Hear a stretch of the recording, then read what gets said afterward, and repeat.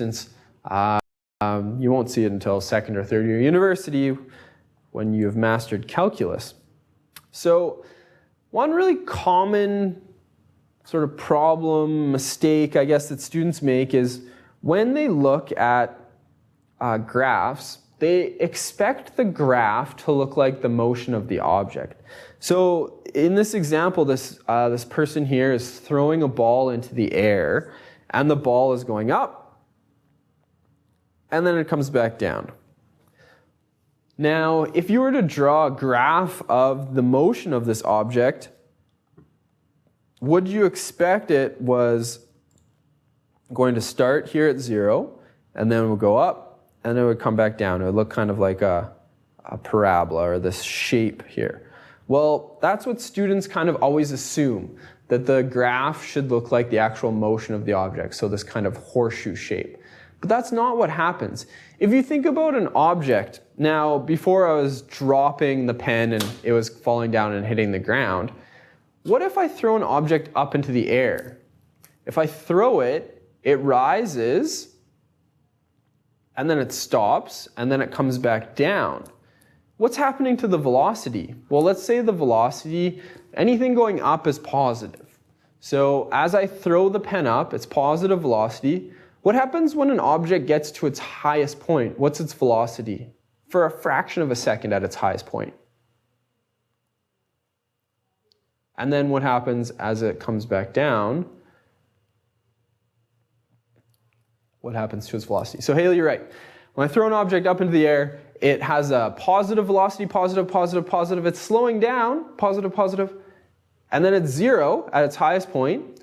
And then it starts to move downwards. And I've said, okay, everything going up is positive. So positive velocity, 0 velocity, negative velocity. Anything going down needs to be negative. So this is what the velocity time graph looks like. I have an object that is slowing down. Although it's moving up, it's getting slower and slower and slower until it stops. And then it starts to fall back down, and it's going to go faster and faster and faster and faster. So this is what your velocity time graph looks like. Your velocity up starts, think about it, the fastest this object's ever going to be going, as soon as I release it, it's going fast, and then it starts slowing down. Gravity's pulling it down, it starts to slow down, it stops, and then it starts to speed up going downwards. So my velocity slows, slows, slows, slows, gets to its highest point. This is its peak. The velocity is going to be 0. And then it's going to start falling down. So it's going to have a negative velocity. Now, this number, 9.8 meters per second squared, is the acceleration due to gravity on Earth's surface. This is, in physics, what we call a constant. And this number, for Science 10, you need to memorize. Now, I've said this before, oh, I don't like you guys to memorize stuff.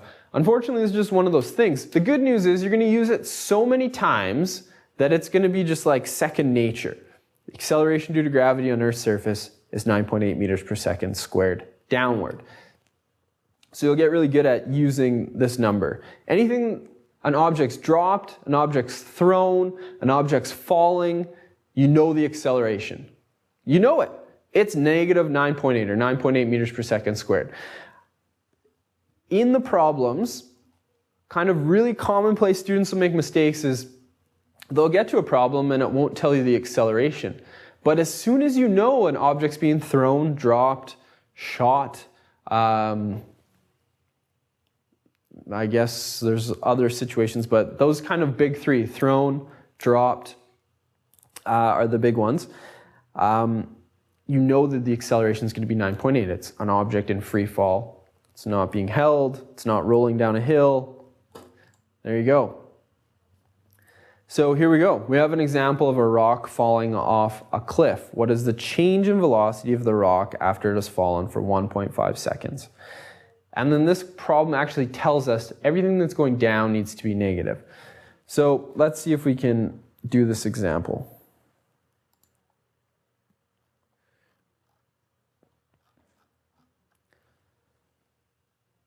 All right, so I'm gonna draw a little picture because I love my pictures. There's my cliff. I guess my cliff doesn't even need to have a bottom. I have an object that's falling off the top of a cliff, and I want to know the change in velocity when the time is 1.5 seconds.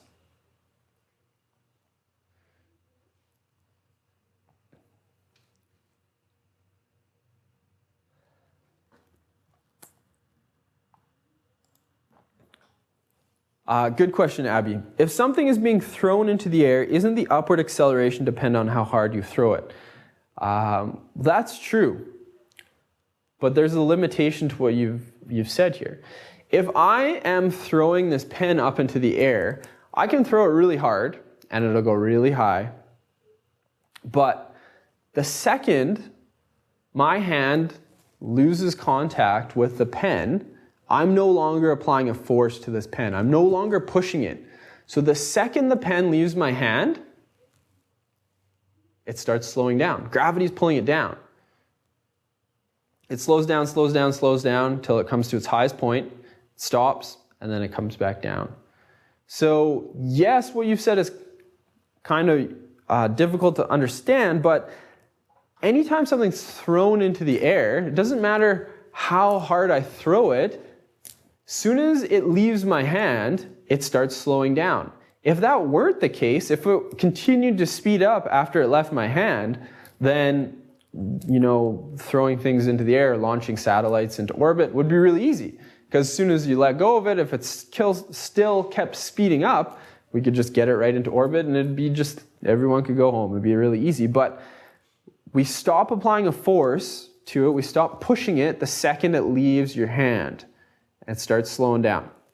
Same thing goes, think about the opposite. If I throw this object down, and as soon as I let go of it, that's a point where I've stopped applying a force, and that's its initial velocity. And then it's going to speed up going downwards because gravity is going to pull it down. So maybe you're getting the two mixed up. Acceleration is always the same, negative 9.8 or 9.8 down. And just the idea here is as soon as you let go of it, it's going to stop. It's not going to go any faster. As soon as you let go of it, it's going to slow down if you're throwing it up. Pardon me. So what's the change of velocity after it's fallen for 1.5 seconds? I look at the question, I only see kind of two pieces of information. I have a time, 1.5 seconds. I have that's it, essentially. I'm asked to find change in velocity, so I only have these two things. Now, this is where students get confused because they're like, Mr. Borden, I have formulas with 3 things in them. I only know 1, I only know 1.5. What else do I have, or how am I supposed to find this? Well, as soon as we see the word fall, thrown, drops, these are all indicating that an object's in free fall. So as soon as I see that, I know my acceleration is going to be negative 9.8 meters per second squared. Now, why is it negative? Acceleration due to gravity is going to pull things down. And I've said at the very beginning of my physics unit, anything that's going down is going to be negative. So acceleration due to gravity is pulling things down. It needs to be negative. Shouldn't really make much of a difference. It's just a direction. I could do the same problem with everything being down positive. It doesn't much matter. I'm asked to find my change in velocity. So what do you know? I'm already on that. Change of velocity is going to be my acceleration times my time. It's already solved for me on the back of my formula sheet. So I'm going to use that formula. Change in velocity is the acceleration multiplied by the change in time. Or I could just go acceleration times time. All right, change in velocity, my acceleration is negative 9.8 meters per second squared, and my time is 1.5 seconds. So this isn't going to be a nice mathematical thing. 9.8 times 1.5, it's going to give me a decimal. That's okay. Change in velocity is going to be negative 14.7, and it's a velocity. so I end up with meters per second. Okay, that's all we need to do. Just ask for a change in velocity. I have this negative sign, just means down. How do I know which one to use? That's a really good question, Taylor. So in my problem, I need to figure out which variable I'm trying to find. So if I read the question again really carefully, the question is asking me to find what is the change in velocity. If I ignore everything else, I see that one thing, it's asking me to find a change in velocity. And I know a change in velocity is change is delta and then velocity is v. So that's what I'm looking for. So I need to find this guy. So if I go to my data booklet, doesn't look like this, looks like that. I need to find a change in velocity. So it turns out that change in velocity appears twice. Right here I have change in velocity, and here I have change in velocity. Well, what other information am I given in the question? In the question I'm given a time, so I know that, and that's the only other thing I know. I suppose I know acceleration because it's falling, so it's negative 9.8. I don't know final velocity, and I don't know initial. I do know initial, it's 0. So I can't use this formula because I don't know the final velocity. So I want to get rid of that. I can use this one because I know both the acceleration and the time. So that is why I have chosen this guy right here, because I'm asked to find the change and I know the other two pieces of information, the acceleration and the time. So on a very basic level in physics, if you want to just think about it in terms of equations, you can. There's nothing wrong with that. It's important to kind of try to understand what's going on, but sometimes it's easier to just forget about what's going on, figure out what you're trying to find, figure out what you know, and just use a formula that can find the thing you want to find based on the things you know.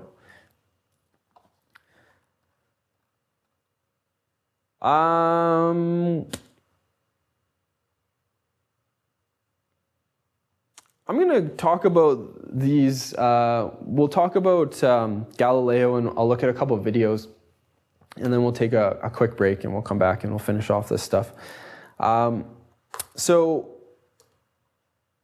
there's a famous story about a scientist named Galileo.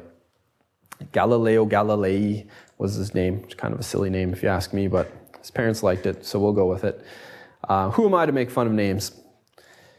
So Galileo was a famous scientist, and he went to the top of the Leaning Tower of Pisa, and one of the top balconies, and he had two stones. So this is kind of what I was doing at the beginning. So he had these two stones. One was really big, and one was really small. And he went up to the top, and he dropped these two stones, and he looked at what happened. So the assumption that everyone would have made, and I guess some of you probably did at the beginning of class, is the thing that's heavier should hit the ground first. But it turns out that mass has no bearing on how fast things fall. It doesn't matter if you're extremely massive or have a very small amount of mass or really big or small. The weight of an object doesn't matter once it's in free fall, which is kind of a really strange sort of thing that happens because of physics. So the crowd was amazed because both of the rocks hit the ground at the same time. Again, a really small rock, really massive rock, if you drop them, they'll hit the ground at the same time. Just like before when I had a piece of paper in a textbook, they had different masses, but if I put the paper on the textbook, they hit the ground at the same time. So every object will accelerate towards the surface of Earth at 9.8 meters per second squared. You end up memorizing this kind of formula. So if you drop the objects from rest, so their initial velocity is 0, after 1 second, how fast are the rocks falling? Well, if every object near the Earth's surface accelerates at 9.8 meters per second squared, that means after 1 second it's going 9.8. After 2 seconds, it's going 9.8 times 2. Let's do that on my calculator. 9.8 times 2. 19.6 after 3 seconds. It's going 29.4, and objects will accelerate like this towards the surface of the Earth. Now, scientists, had no way of, I shouldn't say had no way, they were amazed that these objects had different masses and they felt the same, they hit the ground at the same time. It wasn't until I don't even know the year the experiment happened, around 1969, where we could actually take Galileo's idea that objects with different masses fall at the same rate, and we could actually test it somewhere. And does anyone know the significance of 1969? What happened in 1969? Pretty famous thing. Mr. Ross knows. Mr. Ross, what happened in 1969? Moon landing. We landed on the moon. What's special about the moon? Well, the moon doesn't have an atmosphere. There's no air on the moon. You can't breathe on the moon. There's no atmosphere there. So what happened in 1969 was, this is a really not an amazing video of it, not really great quality because, well, it's taken on the moon and in 1969. But one of the astronauts, I forget his name, I apologize to the nice astronaut. One of the astronauts took to the moon a hammer and a feather. Literally took these to the moon, and we did an experiment on the moon with a camera watching, dropped a feather and a hammer at the same time. Now, we've discussed this a little bit already, but what should happen to the hammer and the feather? I think my favorite part of the video is when the guy wearing like the NASA shirt, some guy who works for NASA, one of the smartest people in the world, probably, he's just amazed by this result. Like, that's how cool that is, that you can actually do that. So there you go. Objects will fall at the same rate. They'll accelerate towards Earth at the same rate, regardless of how much they weigh. The only thing that's important in this case is air resistance. So really cool that they did that experiment, and you can actually see that the feathers don't even really move. I mean, initially they kind of flinch a little bit. That's, object at rest tends to stay at rest, and then once it starts moving. But yeah, if you remove air resistance, some pretty amazing things can happen. So they did it in 1969 on the moon, but they didn't have high definition cameras or anything like that. And then they could, of course, do it in this place in Cleveland. One thing that I want to kind of point out about the video is that they slowed it down. It's not like the objects were falling really slowly, it's in slow motion. So they kind of slowed it down so you could see that the feathers weren't moving and the ball was falling at the same sort of rate. But if they showed it in real time, the objects, the feathers and the bowling ball would fall like they would normally fall, or you'd be used to seeing them fall. So there you go. That is things falling without air resistance. What I'll do is this. I will leave you guys with these 3 questions, and I want to take we'll go a little 10-minute break so you guys can get up, move around, and get some snacks and drinks.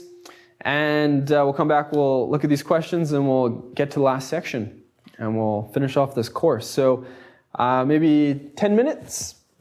You guys can have a little breather, and we'll come back. And if you're kind of bored during the 10 minutes, you can do these 3 problems. Thanks.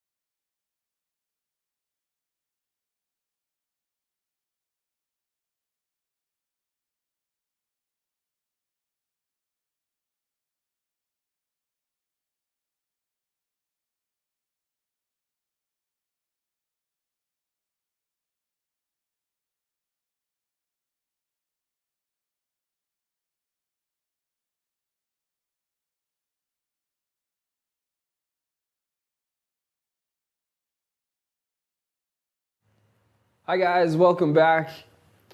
If we can start with some green check marks just to make sure everything's running. I'll go through these problems and then we'll finish off things. Kind of push to get everything done. Have about an hour. Hopefully we can get this done in an hour. All right, example 1, if you consider up to be positive, what is the acceleration due to gravity of a dropped stone? So up, positive, if we're dropping a stone, we're talking about the acceleration, it's going to be negative 9.8 meters per second squared. If you throw a rock up into the air, when its velocity is 0, when is the velocity 0? What is the acceleration when the velocity is 0? This is a really great question, example number 2, to kind of get it straight in your mind, the difference between velocity and acceleration. So if I throw a rock up in the air, a pen, whatever, when is the velocity 0? So I think Haley and Anna both wrote this in a bit earlier. When it gets to its highest point, its velocity is going to be 0. What is the acceleration when the velocity is 0, though? When an object gets to its highest point, when you throw something in the air, what is the acceleration at its highest point? So your velocity is 0, we've established that, it goes up, it stops, and then it comes back down. But at its highest point, what is the acceleration? So throw that into chat and enlighten us as to what the acceleration is going to be.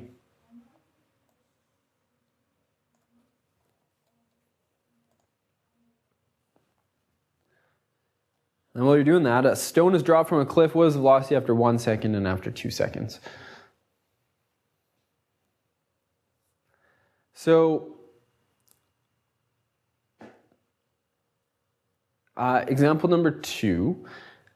An object is in free fall. It doesn't matter if it's going up. It doesn't matter if it's going down. It doesn't matter if you've shot a bullet out of a gun or a cannonball out of a cannon. As soon as the object leaves your hand, leaves the gun, leaves the cannon, the object starts falling towards Earth at negative 9.8 meters per second. Does it matter if I, throw an object up or sideways or down? No. It doesn't matter the direction you launch an object, throw an object, drop an object. As soon as it leaves your hand, doesn't matter if it's going up, down, sideways, front, back, it starts accelerating towards the center of the Earth at 9.8 meters per second. So even though I've thrown an object up into the air, it's still accelerating downwards, even though it's not moving downwards. This is kind of one of the difficult ideas behind acceleration. Your acceleration can be down, even though your object's moving up. Just like if you're in a car, and you're moving forward, my velocity is forward, it's positive. If I slow down, my acceleration is backwards. My acceleration, my change in velocity is going to be negative. If it was positive, that means I would be speeding up. So it doesn't matter what an object's doing. If it is in free fall, it is accelerating down, or has a negative acceleration, an acceleration of negative 9.8 meters per second. Doesn't mean it's moving down, it means its acceleration's down towards the center of the Earth. So this is one of these really kind of weird things, not necessarily weird, but kind of difficult ideas to kind of wrap your head around. When it isn't moving, how can the acceleration be down? Okay, let's go back here. This was the velocity time graph of the object thrown up into the air. Now, it turns out that we haven't got this far, but the slope of a velocity time graph is actually the acceleration of the object. Now, even though right here, where the object is traveling at 0 velocity, it's at its highest point, right, when it crosses this x-axis, it is still accelerating downward. Its change in velocity, maybe that's kind of where we're getting caught up. Acceleration is your change in velocity divided by how long it takes the velocity to change. So if your object's falling, your velocity is changing. It's as fast as it's ever going to go as soon as you leave your hand, slowing down, slowing down, slowing down, slowing down, 0, and then it starts accelerating down, going faster and faster and faster, negative. So your velocity is changing and your velocity changes different than the direction it's moving. This is why acceleration is kind of difficult to wrap your brain around, I suppose. So we watched the moon, we watched this feather and this giant chamber. A couple really other cool things from this video. I could just talk about this video all day, but in that giant chamber, there's 3 tons of air. Right now, you have literally thousands and thousands of kilograms of air pushing down on you, but you're just used to it because you're born into it. It's just normal. Crazy things happen in vacuum chambers. I don't have time to talk about them all. Stone is dropped from a cliff. What's its velocity after 1 second? Mr. Borden, I don't know how much the stone weighs. I don't know how high the cliff is. How am I going to find out anything about this stone? It's dropped off a cliff. It's so confusing. It doesn't matter. It doesn't matter how much the object weighs. We've shown that in the vacuum chamber. You can have a feather, you can have a bowling ball. They're going to fall at the same rate. So if it's dropped, it means its initial velocity is 0. So your initial velocity is 0. And after 1 second, it's increased, it's accelerated at 9.8 meters per second squared. That's right, Anna. But one thing that I want you to be very careful with, Anna, is that the units for velocity and acceleration are different. So if I'm asking you the velocity after 1 second, it's negative 9.8 meters per second. Its acceleration is negative 9.8 meters per second squared, which is fine. But its velocity is negative 9.8 meters per second. And then if we take 9.8 and multiply it by 2, we get 19.6. So after 2 seconds, it's at 19 or negative 19.6. The acceleration is still negative 9.8, but it's increased its velocity. It's changed its velocity by 9.8 meters per second in that additional second. So 9.8 in the first second, 19.6 in the second. It's going down. We'll call it negative. There you go. What is the change velocity for a brick that falls for 3.5 seconds? The ball is thrown straight up in the air. How long does it take for the ball to slow down to 6? Let's do these examples in OneNote. All right. So change in velocity of a brick that falls for 3.5 seconds. Now we've already done a question really similar to this. Change of velocity is delta V, and this is what I'm trying to find. A brick that falls for 3.5 seconds, so I have a time is 3.5 seconds, and it's falling, so my acceleration is negative 9.8 meters per second squared. So those are the 3 things I know. This comes back to the question that you asked before, Taylor. You said, how do I know which formula to use? Well, if you want to think just in terms of these formulas, I'm asked to find a change in velocity, I have a time, and I have an acceleration. These are the 3 things I know. So I need a formula with these 3 things in them, delta V, T, and A. And I need to find one that has delta V already solved, because that is the thing I have been asked to find. So I go to my data booklet, I see that delta V is my acceleration times a change in time. So I can take my acceleration, negative 9.8 meters per second squared. I can multiply it by time, 3.5 seconds. And unfortunately, I have to put that into my calculator. 9.8 times 3.5 is negative 34.3 meters per second. So that means it's going to be traveling 34.3 meters per second going down after 3.5 seconds.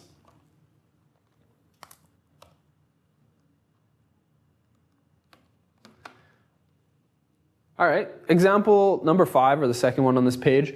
A ball is thrown straight up into the air. When the second it leaves your hand, it's traveling at 14 meters per second. It's going to slow down till it reaches its highest point. And the question asks specifically, how long does it take the ball to slow down to an upward velocity, a positive velocity of 6? So we're going to look at the question, figure out what we know, what we don't know, and what we're trying to find. So a ball is thrown straight up into the air at 14 meters per second. That is an initial velocity, or VI. That is the starting speed. how long to slow down to an upward velocity of 6. So that's going to be my final velocity. It's slowing down to 6. My initial velocity is 14. It slows down, slows down, slows down. Now it's going 6. The question is also asking for how long does it take. So that means I am trying to find a time.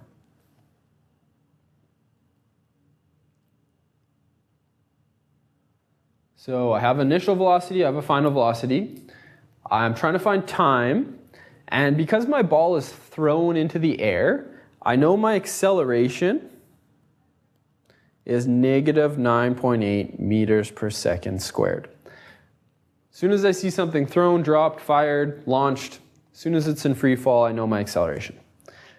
Turns out that this is going to be a two-step type of question. I'm trying to find time, and I'm given acceleration and 2 velocities.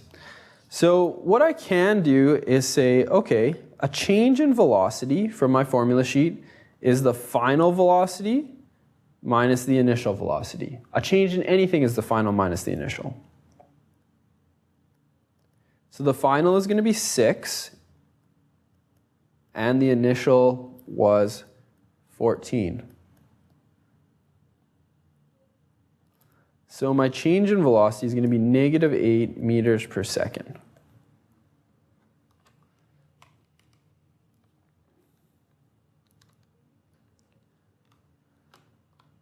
On my formula sheet,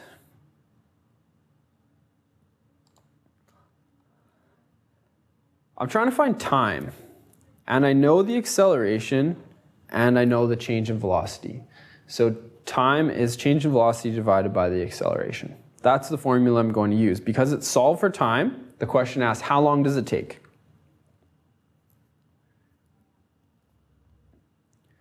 So time is change in velocity divided by my acceleration. I know my change in velocity because I just calculated it, negative 8 meters per second, and my acceleration is negative 9.8 meters per second squared.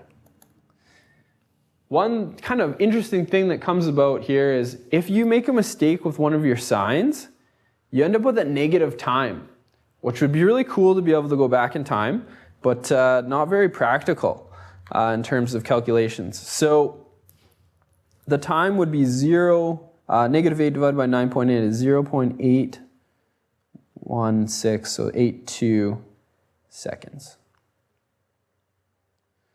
So you throw something up at 14 meters per second. After 0.82 seconds, it's going 6 meters per second.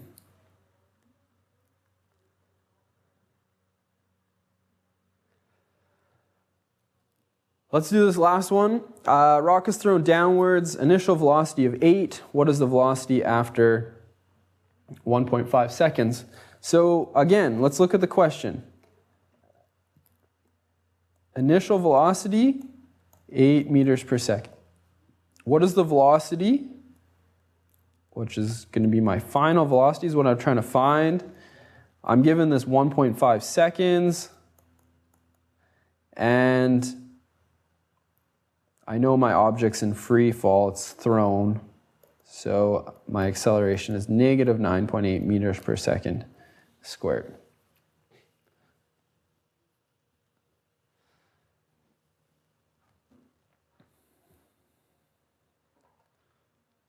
All right, so I know from my formula sheet that final velocity, which is what I'm trying to find, is the initial velocity plus the change in velocity. So let's go back. V final is my initial velocity plus my change in velocity.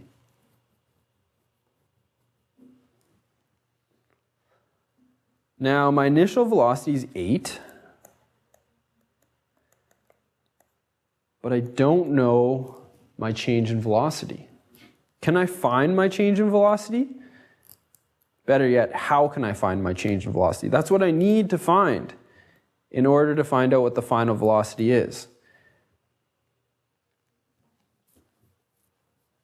Is there a way I can find a change in velocity with the information I'm given in the question?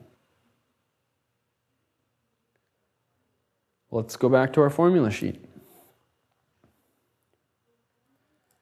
Change in velocity. I have a change in velocity right here. Acceleration times the time. Does that work? Do I know the acceleration? Sure do. Negative 9.8. Do I know the time? Yep, that was given in the question. So I can go back to my formula sheet and say, okay, I need to find the change in velocity in order to find the final velocity. So I'm going to use change in velocity as my acceleration times my time. So I'm trying to find change in velocity. It's my acceleration times my time. Negative 9.8 meters per second. Time 1.5 seconds.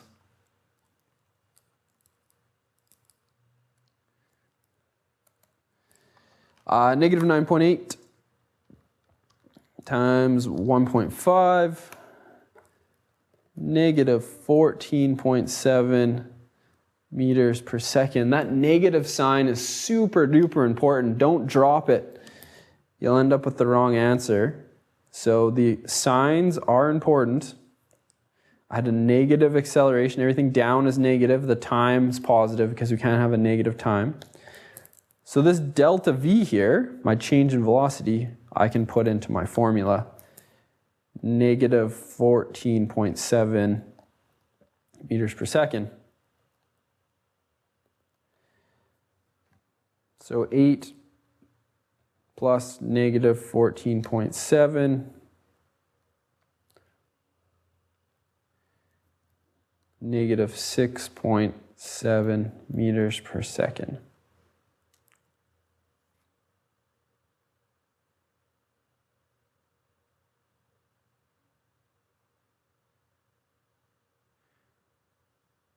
I fear I've made a mistake. That doesn't sound right to me.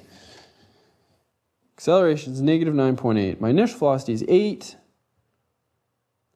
Oh, can you guys see the mistake I made? It's really easy to fix, but I've got the wrong answer. Why did I know I got the wrong answer? Because if you could imagine something being thrown at 8, if I throw something down at 8, it's going to speed up as it falls. So if I wait 1.5 seconds, its velocity is not going to be negative 6.7. That means it was slowing down.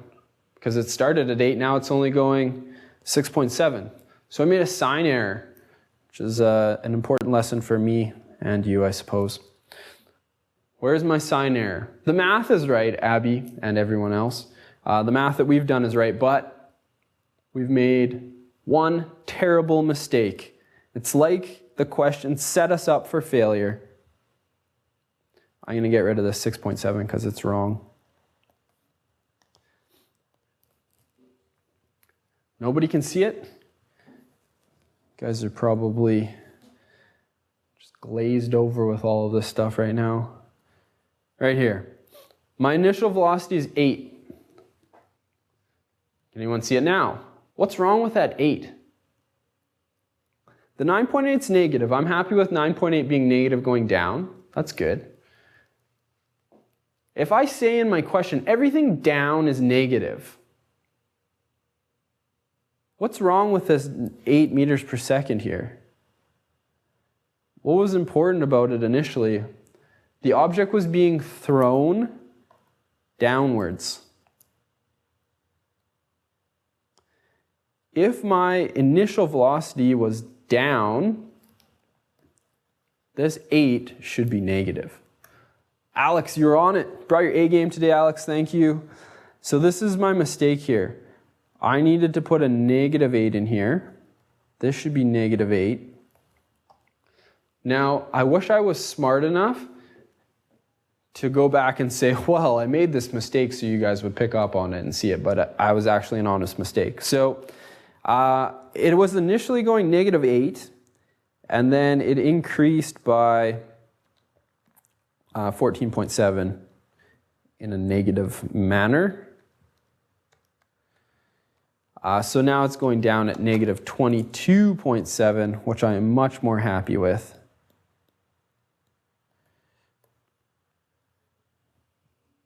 So I guess the lesson here is Be careful with your signs. And does your answer make sense? It's also a good little question to ask when you get to the end of this sort of thing. All right. I think that's it for 9.1. Yeah, there's something in the course about how many G's can you handle. It's about like fighter jet pilots and accelerations that they feel when they're flying their planes, because they're changing their velocity really quickly by going around corners and speeding up and slowing down. You might have heard the term before, oh, he was pulling 5 G's or 6 G's. So G is the acceleration due to gravity, is negative 9.8 meters per second.